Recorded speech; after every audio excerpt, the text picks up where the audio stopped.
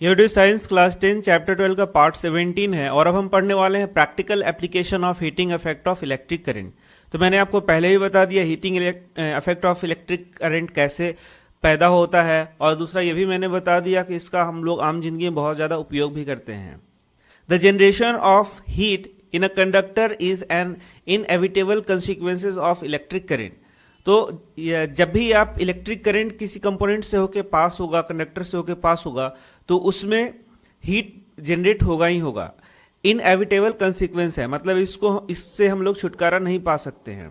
In many cases it is undesirable as it converts useful electrical energy into heat. बहुत बार ऐसा होता है कि यह अनडिजायरेबल होता है, मतलब कि आपका बहुत सारा एनर्जी क्या होता है, वेस्ट हो जाता है। In electric circuits, the unavoidable heating can increase the temperature of the components and their properties.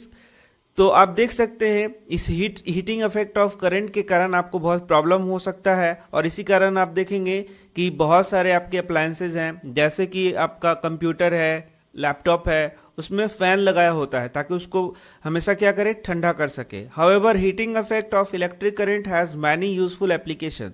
लेकिन ऐसा नहीं है कि हीटिंग इफेक्ट ऑफ करंट का सिर्फ बैड कंसिक्वेंसेज ही हैं, इसके बहुत सारे यूजफुल एप्लीकेशंस भी हैं जो कि मैंने आपको पहले ही बता दिया है। जैसे कि आयरन हो गया, टोस्टर हो गया, अवन हो गया, इलेक्ट्रिक केटल हो गया, बहुत सारा जगह इसको हम लोग यूज करते हैं। Electric heater are some of the familiar devices based on Joule's heating. और ये जूल्स हीटिंग जो हम लोगों ने बताया है, H is equal to I square R T, इस पे यह वर्क करेगा। तो H is equal to I square R T कहने का क्या मतलब है? कहने का यह मतलब है कि H is equal to I square R T, मतलब कि ये जो हीटिंग इफेक्ट है वह रेजिस्टेंस के बढ़ने से क्या होगा, बढ़ेगा। टाइम के बढ़ने से क्या हो गया, बढ़ेगा। आई के बढ़ने से क्या होगा, बढ़ेगा। इसका मतलब यदि किसी चीज को आपको ज्यादा हीट करना है तो उसका रेजिस्टेंस क्या करना होगा, ज्यादा यूज करना होगा। मतलब ज्यादा रेजिस्टेंस वाले वायर का यदि हम लोग यूज करेंगे तो हीटिंग इफेक्ट क्या होगा, बढ़ेगा। तो हम लोगों ने यह पढ़ लिया है कि नाइक्रोम वायर है, उसका रेजिस्टेंस क्या होगा, या फिर बोले रेजिस्टिविटी क्या होता है, ज्यादा होता है। तो क्या आपने हीटर को कभी खोल के देखा है?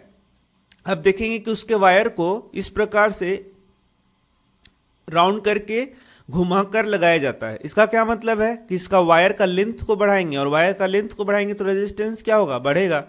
इस प्रकार से आप देख सकते हैं कि किसी प्रकार से यदि हम लोग रेजिस्टेंस को बढ़ाएंगे तो उसका हीटिंग इफेक्ट क्या होता है, बढ़ता है। The electric heating is also used to produce light. As in an electric bulb, here the filament must retain as much as heat generated as is possible so that it gets very hot and emits lights. It must not melt at such high temperature. तो जैसे filament का बात होता है, तो filament को अच्छा प्रकार से ग्लो करने के लिए आपको करंट का मान ज्यादा देना होगा, और साथ ही इसका जो वायर हम लोग यूज करते हैं उसका रेजिस्टेंस उस प्रकार से रखना पड़ेगा जिससे कि इसमें हीटिंग ज्यादा हो और जिस कारण से ये क्या करे, ग्लो करे। The filament must retain as much of the heat generated as is possible so that it gets very hot and emits light. यह ज्यादा गर्म हो और जिसके कारण लाइट क्या हो, एमिट हो। ठीक इसी प्रकार जो हम लोग ठंडे के दिनों में हीटर यूज करते हैं, आप देखें कि यह लाल हो जाता है। तो लाल होने का क्या मतलब है, यह ज्यादा हीट को वहां रेडिएट करता है।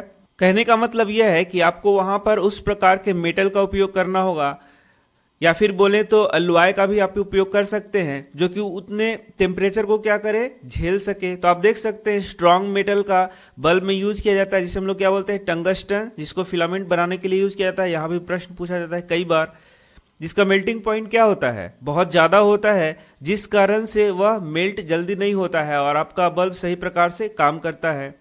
The filament should be thermally isolated as much as possible using insulation support etc. The bulb are usually filled with chemically inactive nitrogen and argon gases to prolong the life of filament.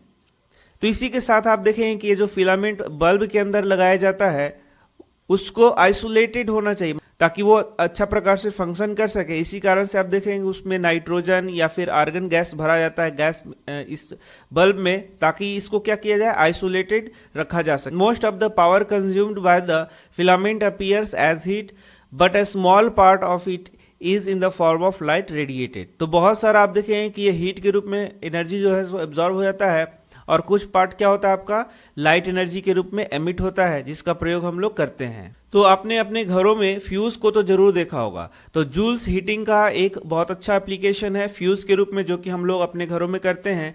तो इस fuse का उपयोग करने से क्या फायदा है, तो ये हमारे सर्किट्स में लगाया जाएगा, जिससे कि हमारा सर्किट तो क्या होगा प्रोटेक्ट होगा, और साथ ही हमारे अप्लायंसेस भी क्या होंगे उड़ने से बच जाएंगे, या फिर बोलें कि वो सुरक्षित रहेंगे। The fuse is placed in series. तो मैंने आपको बताया था कि फ्यूज को कैसे लगाया जाता है सीरीज में, और यही फायदा होता है सीरीज का यहाँ पर कि यदि फ्यूज को सीरीज में लगाया जाएगा तो सबसे पहले यदि हाई वोल्टेज आता है, हाई करंट वहां से फ्लो होता है, तो आपका फ्यूज क्या हो जाएगा उड़ जाएगा, जिससे कि आपके डिवाइस की क्या हो सकेगी सुरक्षा हो सकेगी। मान लीजिए इस प्रकार से आपने फ्यूज लगा दिया यहाँ पर, और आपका यहाँ पर डिवाइस लगा हुआ है। तो मान लीजिए कि ये जो फ्यूज है वह 1 एम्पियर का करंट को ही बर्दाश्त कर सकता है। तो यदि ये यहाँ 2 एम्पियर का करंट फ्लो होगा तो ये फ्यूज क्या हो जाएगा जल जाएगा। तो ये जो 2 एम्पियर का करंट है वह आगे की ओर फ्लो नहीं हो पाएगा, और आपका डिवाइस क्या हो जाएगा सुरक्षित रहेगा। इस प्रकार से फ्यूज का हम लोग उपयोग करते हैं, लेकिन फ्यूज का भी जो उपयोग किया जाता है वह बड़ा सोच समझ के कैलकुलेशन के आधार पर ही किया जाता है।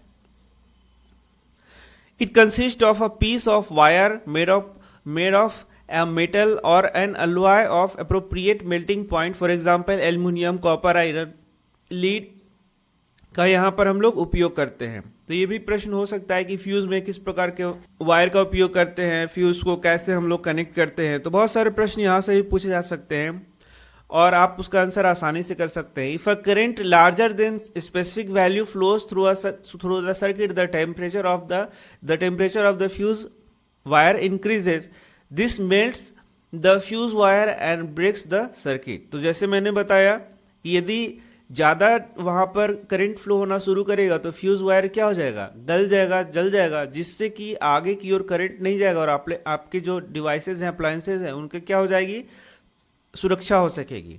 The fuse wire is usually encased in a cartridge of porcelain और similar material with metal ends. तो आप घर में भी देख सकते हैं फ्यूज को, तो आपको ज़्यादा समझ में आ जाएगा। The fuse used for domestic purposes are rated. इनका रेट क्या है 1 ampere, 2 ampere, 3 ampere, 5 ampere, 10 ampere, इस प्रकार से उनका रेटिंग होता है। रेटिंग कहने का मतलब कि इससे ज़्यादा यदि करंट फ्लो होगा तो वो क्या हो जाएगा गल जाएगा। For an electric iron which consumes 1 kilowatt electrical power when operated at 220 volt, current इतना पास होता है उससे, that is 4.54 ampere will flow in the circuit. In this case 5 ampere fuse must be used. तो यहाँ देख सकते हैं इस फ्यूज से बहुत सारे इंपॉर्टेंट प्रश्न आते हैं। तो यहाँ पर एक प्रश्न दिया गया है कि मान लीजिए आप एक इलेक्ट्रिक आयरन का यूज करते हैं और उसका पावर हो जाता है आपका 1 किलोवाट। 1 किलोवाट कहने का मतलब है 1000 वाट का आपका क्या है एक इलेक्ट्रिक आयरन है। इलेक्ट्रिक आयरन का पावर क्या है, पावर है 1 किलोवाट, इसका मतलब होता है 1000 वाट।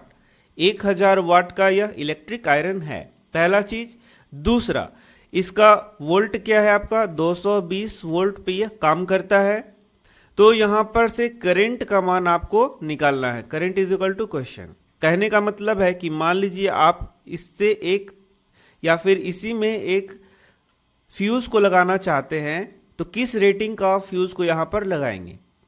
तो फ्यूज किस रेटिंग का लगाएंगे उसके लिए पहले आपको क्या निकालना पड़ेगा, करंट का मान निकालना पड़ेगा। तो करंट का मान निकालने के लिए हम लोग फॉर्मूला का यूज कर सकते हैं। P इज इक्वल टू क्या होता है बताइए, VI। P is equal to होता है VI, और यहां से I निकालेंगे तो क्या हो जाएगा P बटा V। तो P आपका क्या हो गया 1000 वाट, और V क्या हो गया आपका 220 वोल्ट, और इसका मान निकालेंगे तो 4.54 एम्पियर आ गया। मतलब कि इस आयरन को 4.54 एम्पियर करंट की आवश्यकता है।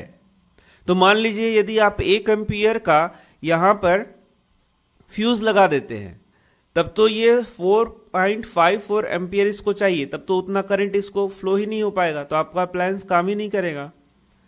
और यदि आप 10 एम्पियर का यहां पर फ्यूज सामने में लगा देते हैं, तो यदि ये 10 एम्पियर इस करंट को, यदि मान लीजिए कभी वोल्टेज फ्लक्चुएशन हुआ और बहुत हाई वोल्टेज के कारण बहुत ज़्यादा करंट का सप्लाई आपके सर्किट में होना शुरू हो गया और 10 एम्पियर के करंट को यहाँ आयरन में भेज दिया, तो आपका आयरन क्या हो जाएगा? जल जाएगा।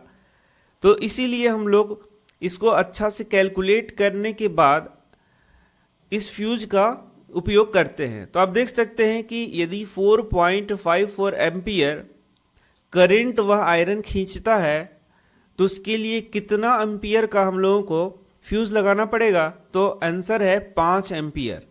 लगभग उसी प्रकार का फ्यूज हम लोग को यूज करना पड़ेगा जिससे कि हमारा अप्लायंसेस सही से काम कर सके और हाई वोल्टेज में वो उड़े भी ना।